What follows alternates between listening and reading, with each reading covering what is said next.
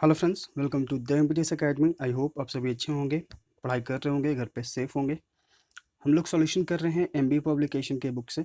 ठीक है, 2016 से 2020 तक हमारा टारगेट है कि एसएससी के आगे जितने भी एग्जाम्स होने वाले हैं, सीजीएल मेन, सीएचएसएल का पीटी, स्टेनोग्राफर, सीपीओ, ठीक है, और फिर फेज़ 8, तो जितने भी वेरियस एग्जाम्स एसएससी के द्वारा कंडक्ट किए जाएंगे नवंबर, अक्टूबर नवंबर से, ठीक है, तो उन सभी एग्जाम्स के लिए हम लोग यहाँ पर प्रिपरेशन कर रहे हैं।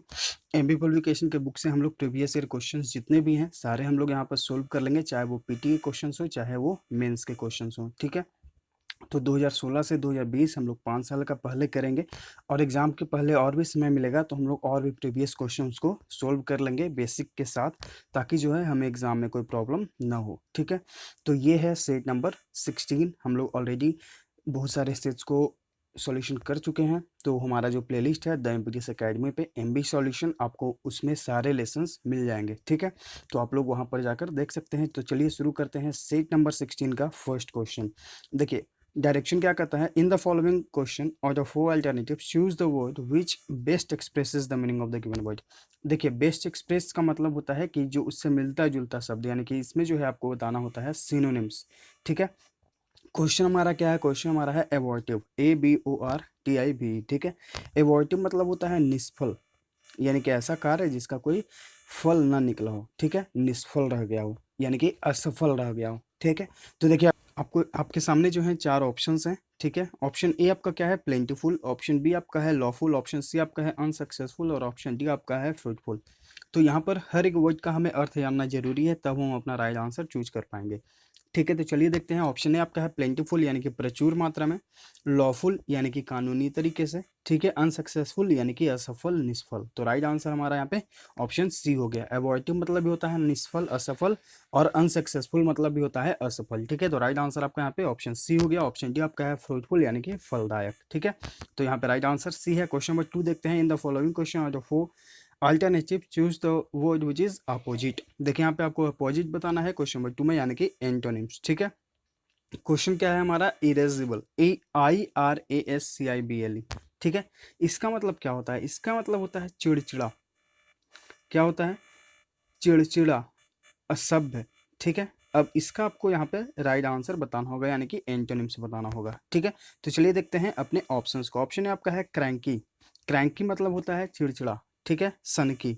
ऑप्शन बी आपका है कॉलरिक, इसका मतलब होता है चिड़चिड़ा। ठीक है, ऑप्शन सी आपका है एमिएबल, यानी कि सुशील। तो राइट आंसर हमारा यहाँ पे ऑप्शन सी हो गया। एक ऐसा व्यक्ति जो है एक चिड़चिड़ा, और एक ऐसा व्यक्ति जो है शांत, सुशील। ठीक है, तो ये दोनों एक दूसरे के विपरीत हो गए, तो राइट आंसर आपका यहाँ पे ऑप्शन सी हो गया। ऑप्शन डी आपका है वैस्पिस, यानी कि चिड़चिड़ा। तो देखिए, तीनों जो वर्ड्स हैं ये इसके सिनोनिम्स हैं, लेकिन एक ही वर्ड जो यहाँ पे है वो है आपका एंटोनिम्स, और यही हमें पहचानना था। ठीक है, तो राइट आंसर आपका यहाँ पे ऑप्शन सी हो गया। चलिए देखते हैं क्वेश्चन नंबर 3 क्या है। Four words are given out of which only one word is spelled correctly. देखिए, आपको चार वर्ड्स लिखे गए हैं और इसमें कोई एक वर्ड जो है वो करेक्टली स्पेल्ड है। तीन जो है वर्ड्स वो गलत लिखे गए हैं, एक वर्ड जो है वो सही लिखा गया है, वही आपको पहचानना है। ठीक है, choose the correctly spelled word. तो देखिए, जो चारों वर्ड्स लिखे गए हैं वो है थॉरोली। ठीक है, थॉरोली।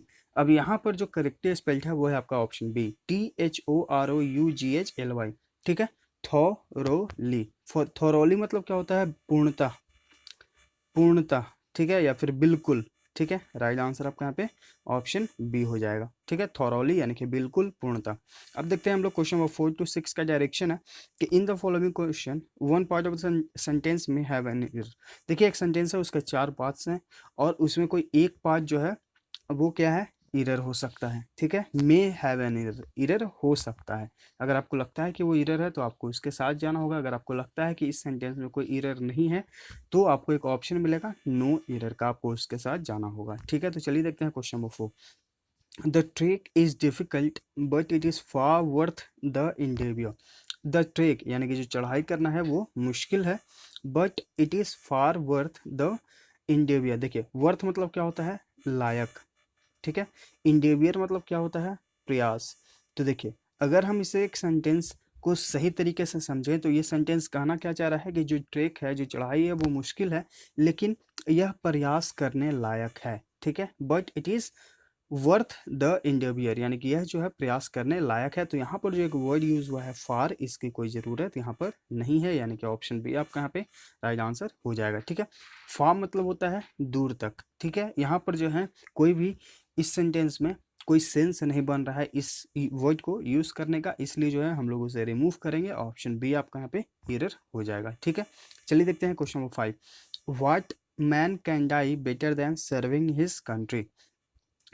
देखिए, what man can die better than serving his country. तो देखिए यहाँ पर 2 या 3 एरर देखने को आपको मिल सकता है। सबसे पहले कि हमारा जो सेंटेंस है वो आपका, आप देख रहे हैं यहाँ पे इंट्रोगेटिव है। ठीक है, देखिए what man can die better than serving his country, यहाँ पे इंट्रोगेटिव मार्क है, यानी कि हमारा सेंटेंस जो है वो इंट्रोगेटिव है। तो इंट्रोगेटिव होता है जब भी सेंटेंस, तो हमारा जो हेल्पिंग वर्ब होता है वो हमारा आगे आता है। ठीक है, WH फैमिली, फिर आपका हेल्पिंग वर्ब, तो आपका सब्जेक्ट, तब आपका वर्ब। ठीक है, तो यहाँ पर देखिए आपको सबसे पहले तो कैन को जो है मैन के पहले यूज़ करना होगा, और यहाँ पर एक सिंगल व्यक्ति के बारे में बात हो रहा है तो आपको मैन के पहले ए लगाना होगा। ठीक है, और वेटर देन के बाद हमेशा वर्ब का फर्स्ट फॉर्म यूज होता है। ठीक है, तो यहाँ पर देख रहे हैं हम लोग 3 से 4 एरर्स जो हैं हमें देखने को मिल गया। सबसे पहले हम लोग क्या सीखे कि जब हमारा इंट्रोगेटिव सेंटेंस होता है तो हम लोग सभी जानते हैं कि हेल्पिंग वर्ब जो है सबसे पहले आपको यूज़ करना होता है, जबकि यहाँ पर जो है हेल्पिंग वर्ब सब्जेक्ट के बाद यूज़ हुआ है, तो ये तो आपका एरर हो गया। ठीक है, दूसरा ये कि मैन, यहाँ पर एक सिंगल व्यक्ति के बारे में बात हो रहा है। ठीक है, तो सिंगल व्यक्ति के बारे में बात हो रहा है तो हमें जो है वहाँ पर अ मैन का यूज़ करना होगा। ठीक है, उसके बाद फिर आपको बेटर देन के बाद हमेशा वर्ब का फर्स्ट फॉर्म यूज़ करना होगा। ठीक है, तो यहाँ पर देखिए 3 एरर्स हैं। आई होप आप सभी ये एरर्स को अच्छे से समझ गए होंगे। ठीक है, तो यहाँ पर 3 एरर्स हैं। चलिए देखते हैं question number 6। The teacher prevented the boys to go there. Prevent मतलब क्या होता है? प्रिवेंट मतलब होता है रोकना। The teacher prevented the boys to go there. देखिए, अब हम लोग यहाँ पर प्रीपोजिशन का एक रोल प्ले करेगा। ठीक है, प्रीपोजिशन हम लोग पढ़ चुके हैं कि प्रिवेंट के साथ जो है आप हमेशा क्या यूज़ करेंगे? फ्रॉम का यूज़ करेंगे। प्रिवेंट मतलब होता है रोकना। ठीक है, तो the teacher prevented the boys to go there. Teacher ने जो है उन्हें वहाँ जाने से रोका। ठीक है, तो प्रिवेंट के साथ आपको प्रीपोजिशन का यूज करना होगा, यहाँ पर फ्रॉम का यूज करना होगा। ठीक है, the teacher prevented the boys from, और यहाँ पे जो आपका ऑप्शन सी है, गो के जगह हमें गोइंग का यूज करना होगा, वर्ब का फोर्थ फॉर्म। ठीक है, यानी कि जिरंड का यहाँ पे प्रयोग होगा। ठीक है, तो यहाँ पर 2 एरर्स हैं। एक तो सबसे पहले हम अगर प्रीपोजिशन के हिसाब से जाएं तो हम अपने राइट आंसर को ऑप्शन सी के रूप में ऑलरेडी चूज कर सकते हैं। ठीक है, और एक ही ऑप्शन में आपके 2 एरर्स हैं, क्योंकि सी में ही ये एरर है। एक तो आपको गो की जगह गोइंग करना होगा, और प्रिवेंट के लिए आपको प्रीपोजिशन फ्रॉम का यूज करना होगा। ठीक है, तो ऑप्शन सी यहाँ पे आपका एरर हो गया। अब हम लोग देखते हैं क्वेश्चन नंबर 7 to 9 में क्या डायरेक्शन है? फिल इन द ब्लैंक्स है। ठीक है, फिल इन द ब्लैंक एक सेंटेंस है, उसे आपको फिल करके उस सेंटेंस को कंप्लीट करना होगा। 4 ऑप्शंस हैं, कोई एक ऑप्शन एप्रोप्रिएट है। चलिए देखते हैं question number 7। He has no recommendations. Recommendations मतलब सिफारिश है, उसके पास कोई सिफारिश नहीं है। He will fill in the blank get the job. फिर भी जो है वह किसी प्रकार से जॉब लेगा। ही विल, देखिए अब यहाँ पर आपके पास 4 ऑप्शन हैं। ऑप्शन ए आपका है हाउएवर। हाउएवर मतलब होता है तो भी। ऑप्शन बी आपका है व्हाटसोएवर, मतलब कि जो भी। ठीक है, जो भी। ऑप्शन सी आपका है वेयर एज। वेयर एज मतलब होता है जहाँ तक। ठीक है, और व्हाट एवर मतलब होता है जो कुछ। तो देखिए यहाँ पे अप्रोप्रिएट जो वर्ड यहाँ पे यूज होगा वो होगा आपका option A. He has no recommendations, he will however get the job, यानी कि जो भी तो भी वह जो है जॉब लेकर रहेगा। उसके पास रिकमेंडेशंस यानी कि सिफारिशें नहीं हैं, तो क्या हुआ? तो भी वह जो है जॉब लेकर रहेगा। ही will however get the job. ठीक है, तो ऑप्शन ए आपका यहाँ पे राइट आंसर हो जाएगा। चलिए देखते हैं question number 8। Leaves fill in the blank in autumn. Leaves मतलब पत्ते, ऑटम मतलब शरद ऋतु या फिर पतझड़। ठीक है, तो यहाँ पर जो है आपका फ्रेजल वर्ब्स हैं। चारों फ्रेजल वर्ब्स में से कोई एक जो है आपका यहाँ पर अप्रोप्रिएट होगा। तो चलिए देखते हैं। ऑप्शन है आपका फॉल डाउन। फॉल डाउन मतलब होता है ढहना, ढहना। ठीक है, जैसे कोई बिल्डिंग वगैरह गिर जाती है उसे बोला जाता है ढहना। ठीक है, ऑप्शन सी आपका है फॉल ऑन। फॉल ऑन मतलब होता है आक्रमण करना। ठीक है, ऑप्शन डी आपका है फॉल ऑफ। फॉल ऑफ मतलब होता है गिरना। तो राइट आंसर हमारा यहाँ पे ऑप्शन डी हो जाएगा। Leave fall of in autumn, यानी कि जो पत्ते हैं वो पतझड़ में गिर जाते हैं, शरद ऋतु में गिर जाते हैं। ठीक है, तो ऑप्शन डी आपका यहाँ पे राइट आंसर है। Question number 9, each time he try to climb the tree, हर बार जो है उसने पेड़ पर चढ़ने की कोशिश की, he failed to do fill in the blank. फिर से हमारे पास 4 ऑप्शन है। ऑप्शन है आपका है 10, इसका मतलब होता है इस प्रकार, ठीक है। देन मतलब तब, सो मतलब ऐसा या फिर इसलिए भी होता है, दिस मतलब या। तो देखिए, इस time he try to climb the tree, हर बार जो है उसने पेड़ पर चढ़ने की कोशिश की, he fail to do so यानी कि वह जो है ऐसा करने में फेल रहा, यानी कि असफल रहा, यानी कि ऐसा करने में। तो ऐसा करने के लिए हम क्या वर्ड यूज करेंगे, ऑप्शन सी का यूज करेंगे, यानी कि सो का, यानी कि ऑप्शन सी यहाँ पे राइट आंसर हो जाएगा, ठीक है। देखिए आप लोग जो हैं हमारा टेलीग्राम चैनल द एम्पिटस अकेडमी, आप वहाँ पर ज़रूर से ज़रूर ज्वाइन करें। आपको वहाँ पर डेली क्विजेस होते रहते हैं, मैथ्स के, जीएस के, इंग्लिश के, ठीक है। और भी वेरियस आपको वहाँ पर बेनिफिट्स देखने को मिलेंगे। तो आप लोग हमारा टेलीग्राम चैनल द एम्पिटस अकेडमी आप ज्वाइन कर सकते हैं सर्च करके, या फिर आपको डिस्क्रिप्शन में हमारा लिंक भी दे दिया गया है, तो आप वहाँ पर जाकर ज्वाइन कर सकते हैं। आपको वहाँ पर बहुत सारे बेनिफिट्स देखने को मिलेंगे, ठीक है। चलिए देखते हैं क्वेश्चन नंबर 10 to 12 में हमारा डायरेक्शन क्या कहता है। क्वेश्चन नंबर 10 to 12 में आपका डायरेक्शन है आइडम एंड फ्रेजेस, ठीक है। Question number 10, a cuckoo in the nest, a cuckoo in the nest, इसका मतलब क्या होता है। इसका मतलब होता है एक ऐसा व्यक्ति जिसे स्वागत नहीं किया गया है। अनवेलकम मतलब होता है अवांछनीय, ठीक है। इंट्रूडर मतलब होता है बिना अधिकार के घुसने वाला। तो a cuckoo in the nest, cuckoo in the nest मतलब होता है कि एक ऐसा व्यक्ति जिसे बुलाया नहीं गया हो, जिसे कोई अधिकार ना हो कहीं पर जाने का, लेकिन फिर भी जो है वो आ जाता है, ठीक है। तो यहाँ पर जो राइट आंसर है वो आपका ऑप्शन सी हो जाएगा। अब कुकू इन द नेस्ट का हो जाएगा एन अनवेलकम इंट्रूडर, ठीक है। ऑप्शन सी यहाँ पे राइट आंसर है। Question number 11, a house of cards, a house of cards, इसका मतलब क्या होता है। इसका मतलब होता है एक असुरक्षित योजना, ठीक है। क्या होता है अ हाउस ऑफ कार्ड्स, यानी कि एक असुरक्षित योजना, ठीक है। तो इसका राइट आंसर आपका ऑप्शन ए हो जाएगा, ठीक है। N insecure scheme, option A यहाँ पे राइट आंसर है। अब देखते हैं हम लोग question number 12, to smell a rat, to smell a rat यानी कि होता है आप किसी संदिग्ध को समझते हैं, यानी कुछ भी संदिग्ध अगर वहाँ पर होता है तो आप उसे जो है पकड़ लेते हैं, ठीक है। तो इसका जो राइट आंसर होगा वो होगा आपका option C, to suspect foul dealings, यानी कि वहाँ पर कुछ भी जो सस्पिशियस है, संदिग्ध है, आप वहाँ पर उसे समझ पा रहे हैं, ठीक है। टू स्मेल राइट यानी कि कुछ संदिग्ध होना, समझना, ठीक है। तो राइट आंसर आपका यहाँ पे ऑप्शन सी हो जाएगा। तो चलिए अब हम लोग देखते हैं आगे क्वेश्चन नंबर 13 to 15 में क्या है। 13 to 15 में डायरेक्शन जैसा कि हम लोग देख रहे हैं, यहाँ पे आपको बताना होगा OWS यानी कि वन वर्ड सब्स्टिट्यूशन, ठीक है। Question number 13, a small shop that sells fashionable clothes, cosmetics etcetera, एक ऐसी छोटी दुकान जिसमें जो है फैशनेबल कपड़े होते हैं, कॉस्मेटिक्स होती हैं, ठीक है, उसे क्या कहा जाता है। तो यहाँ पर जो हमारे पास 4 ऑप्शन हैं वो देखते हैं। ऑप्शन आपका है स्टोर मतलब होता है दुकान, स्टॉल मतलब होता है दुकान, बूथ मतलब होता है केंद्र, या फिर आप इसे भी दुकान कह सकते हैं, ठीक है। राइट आंसर आपका यहाँ पे ऑप्शन सी है। इसका जो है बुटीक का अर्थ ही होता है कि एक ऐसी जगह, एक ऐसा छोटा सा दुकान जहाँ पे आपको जो है कुछ फैशनेबल क्लॉथ्स और कॉस्मेटिक्स मिल जाएंगी, ठीक है। तो बुटीक यहाँ पे आपका राइट आंसर हो जाएगा, ऑप्शन सी यहाँ पे राइट आंसर है। Question number 14, interval between two events, interval यानी कि दो घटनाओं के बीच का जो अंतराल होता है उसे क्या कहा जाता है। इंटरवल यानी कि जो दो घटनाओं के बीच का जो अंतर होता है उसे क्या कहा जाता है, उसे कहा जाता है अंतराल, ठीक है, अंतराल। अब यहाँ पर देखिए जो हमारे पास ऑप्शंस हैं 4, हर एक ऑप्शंस का हम लोग यहाँ पर अर्थ जानते हैं, उसके बाद राइट आंसर चूज करेंगे। तो ऑप्शन है आपका है रिसेस, रिसेस मतलब होता है अवकाश। शटल, शटल मतलब होता है अंतरिक्ष यान, ठीक है। ऑप्शन डी आपका है प्रीलूड, प्रीलूड मतलब होता है प्रस्तावना, और ऑप्शन बी आपका है इंटरलूड यानी कि अंतराल। तो राइट आंसर आपका यहाँ पे ऑप्शन बी हो जाएगा, ठीक है। इंटरवल बिटवीन टू इवेंट्स उसे कहा जाता है इंटरलूड, ठीक है। क्वेश्चन नंबर 15, अ पर्सन्स पेक्यूलियर हैबिट, पेक्यूलियर मतलब होता है अजीब, क्या होता है पेक्यूलियर मतलब अजीब। तो यहाँ पर जो हमारे पास 4 ऑप्शन हैं चलिए देखते हैं। पेक्यूलरिटी, पेक्यूलरिटी मतलब होता है किसी खास प्रकार की आदत, ठीक है, यानी कि खासियत आपका, ठीक है। ट्रेट, ट्रेट मतलब होता है विशेषता। ऑप्शन सी आपका डिस्टिंक्शन है। डिस्टिंक्शन मतलब क्या होता है, भेद या फिर अंतर। और ऑप्शन डी आपका है आइडियोसिनक्रेसी यानी कि स्वभाव। तो देखिए यहाँ पे किसी आदत के बारे में ही बात हो रहा है, तो राइट आंसर आपका यहाँ पे ऑप्शन डी हो जाएगा। ठीक है, अ पर्सन्स पेक्यूलियर हैबिट यानी कि किसी व्यक्ति का कोई अजीब आदत होता है, उसे कहा जाता है आइडियोसिनक्रेसी यानी कि किसी व्यक्ति का अजीब स्वभाव या फिर आदत। आइडियोसिनक्रेसी मतलब होता है स्वभाव। ठीक है, तो राइट आंसर आपका यहाँ पे ऑप्शन डी हो जाएगा। अब हम लोग देखते हैं क्वेश्चन नंबर 16 टू 20 में डायरेक्शन क्या कहता है।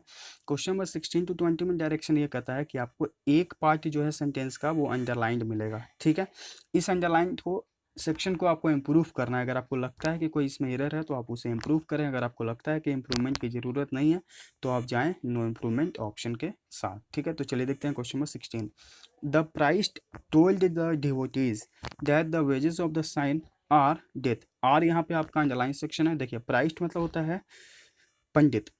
ठीक है, डिवोटीज मतलब कि भक्त, जो पंडित हैं, ठीक है, जो पुजारी हैं, उन्होंने अपने भक्तों से कहा, उन्होंने जो अपने भक्तों से कहा कि the wages of sin are death. देखिए यहाँ पे वेजेस का अर्थ जो है यहाँ पर क्या कहा गया है, यहाँ पर कहा गया है फल या फिर प्रभाव।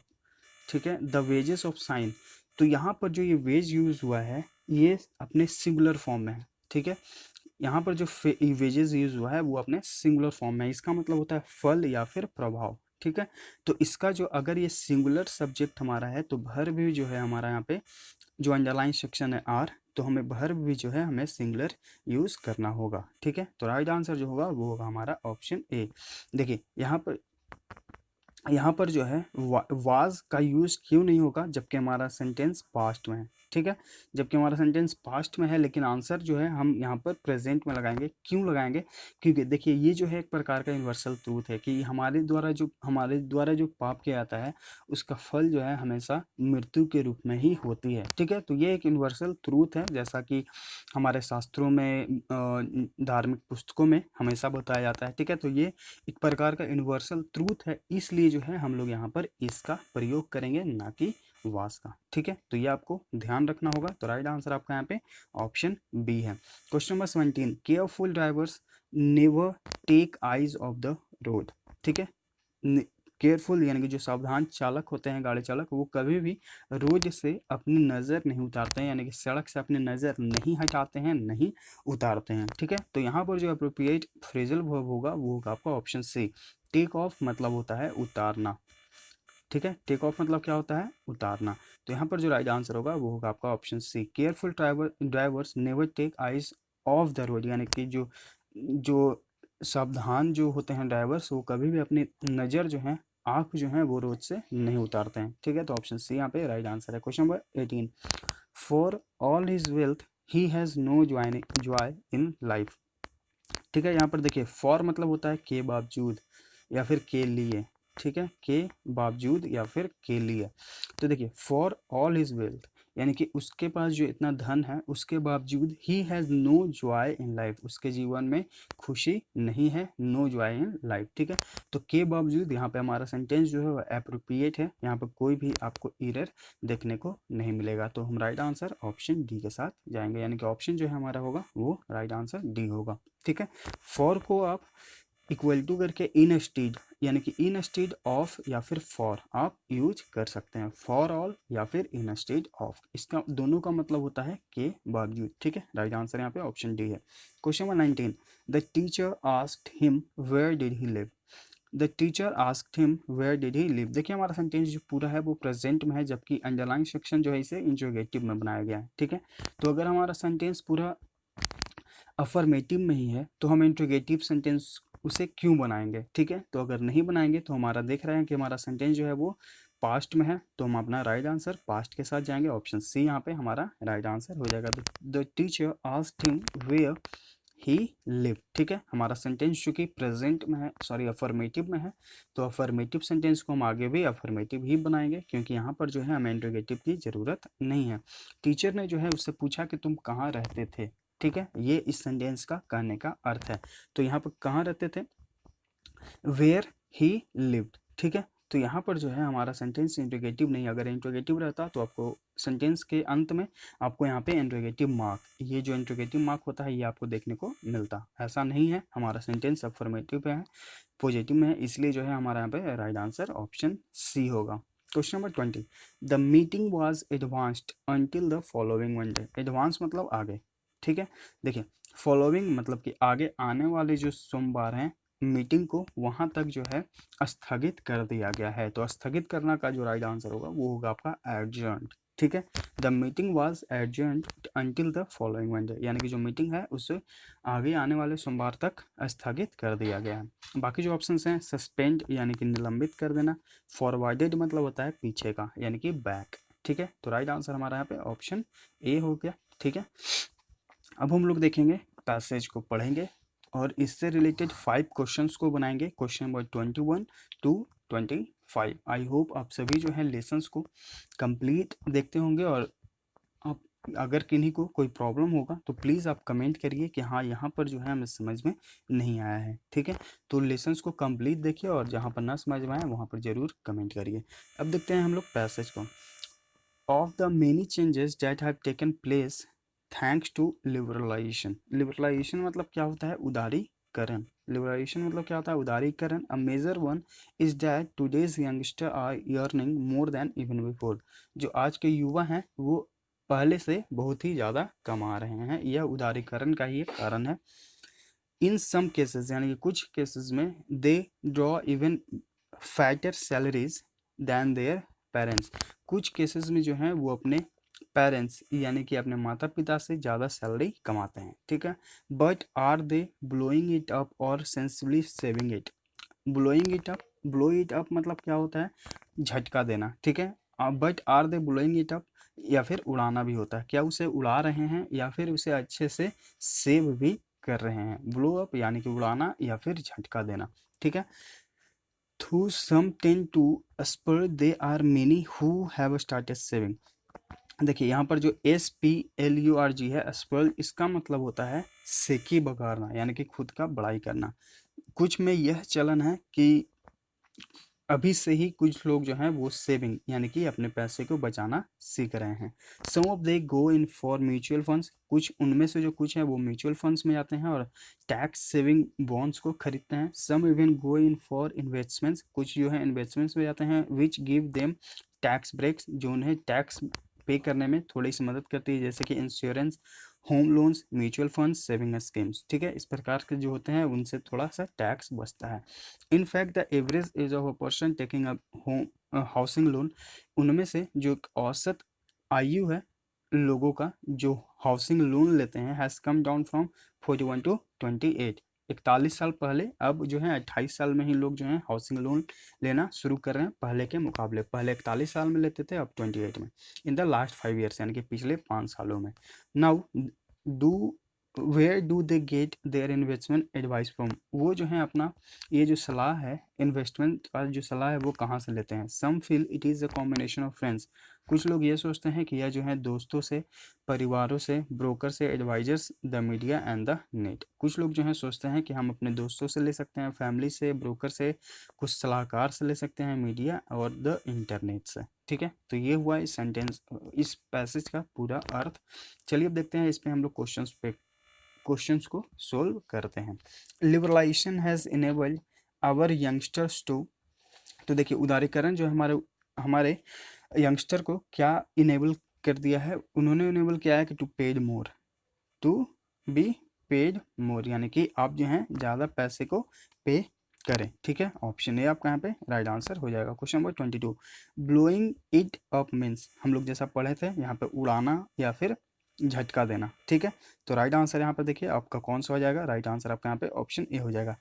स्पेंडिंग एक्स्ट्रावेजेंटली, एक्स्ट्रावेजेंटली मतलब क्या होता है, खर्चीला। हम लोग पढ़ चुके हैं सिनोनिम्स एंटोनिम्स के लेसन में, तो बहुत ज़्यादा पैसे को उड़ाना, ठीक है। तो राइट आंसर आपका यहाँ पे ऑप्शन ए हो गया। Question number 23, the average age of a person taking housing loan has come down because, जो एवरेज जो एज हो गया है लोगों का हाउसिंग लोन लेने में वो कम क्यों हो गया है, ठीक है। तो वो कम हो गया है क्योंकि वो जो है फैट सैलरीज पाते हैं एक यंगर एज में ही, ठीक है। जैसा कि हम लोग देखे थे यहाँ पे कि वो जो है अपने पेरेंट्स से भी ज़्यादा पैसे वहाँ पर कमाते हैं। यहाँ पर देखिए fatter salaries than their parents, ठीक है। तो ऑप्शन है आपका यहाँ पे राइट आंसर हो जाएगा। Question number 24, which of the following is false, इनमें से जो है कौन सा झूठा है। The investment that give people tax breaks are, तो हम लोग जैसा पढ़े थे कि वहाँ पर म्यूचुअल फंड्स तो था ही, होम लोन्स भी था और सेविंग स्कीम्स भी था, यानी कि राइट आंसर जो है हमारा ऑप्शन डी हो जाएगा। परचेजिंग ज्वेलरी कहीं पर भी इस पैसेज में नहीं बताया गया है, ठीक है।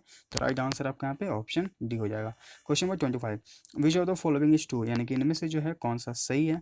तो इनमें से जो सही है वो है कि कुछ लोग जो हैं पैसे स्पेंड करते हैं बचाने से ज़्यादा, ठीक है। A few youngsters spend more while some save, यानी कुछ ऐसे लोग हैं जो बचाने से ज़्यादा पैसे को खर्च करते हैं, इनकी संख्या कम है। अ फ्यू यंगस्टर्स, यानी कि ज़्यादा सेव करने वाले लोगों की संख्या है, खर्च करने वालों की कम, ठीक है। तो राइट आंसर आपका यहाँ पे ऑप्शन डी हो गया।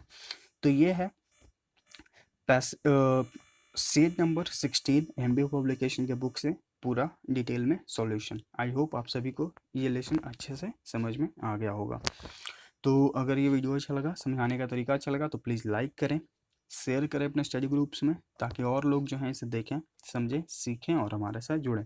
ज़्यादा से ज़्यादा लोगों में शेयर करें, ठीक है। तो मिलते हैं फिर आगे के लेसन्स में। Thank you.